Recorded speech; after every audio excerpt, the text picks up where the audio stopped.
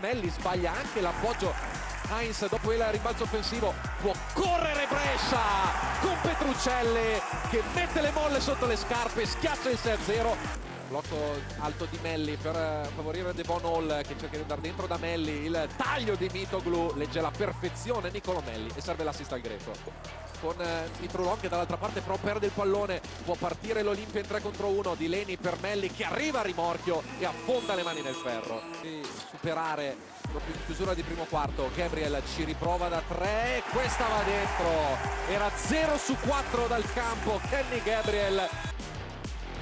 Mentre Rodriguez riceve da Heinz, si butta indietro, tiro difficilissimo alzando la parabola.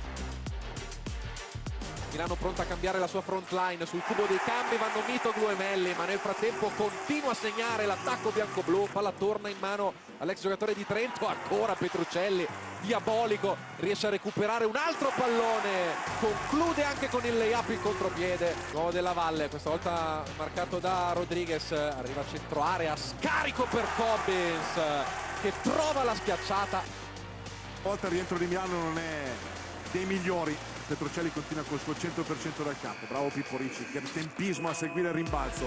Alla fine step back in angolo per Moore che si alza dall'angolo sbagliato, primo rimbalzo in attacco della partita di Brescia e porta il canestro sulla sirena di Kenny Gabriel.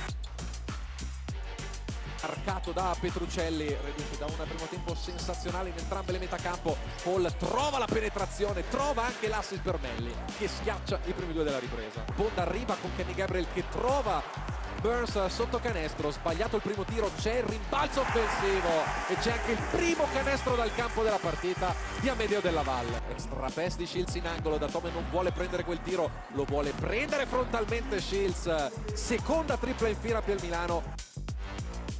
Prova a batterlo Della Valle in angolo per Petruccelli che gliela restituisce. Della Valle da 3 con anche il fallo sul close out di Kyle Heinz che aveva segnato 6 punti nei primi due quarti e ora 18. I conti sono presto fatti, 12 in solo questo terzo periodo, mentre Delaney risponde da par suo. Ed è un errore raro per uno da quasi 88% in lunetta come Mitrulong. Da Tome da 3, palla che si impenna e poi dopo aver rimbalzato 2 volte sul ferro entra con parecchia fortuna. Falli secondo gli arbitri, devono rialzarsi in fretta i due. Shields vede il taglio di Biliga, grande idea, grande assist per il taglio di Mitoglu.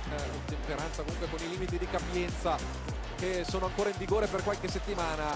Mitrulong ancora da 3 punti, altro canestro della Germani.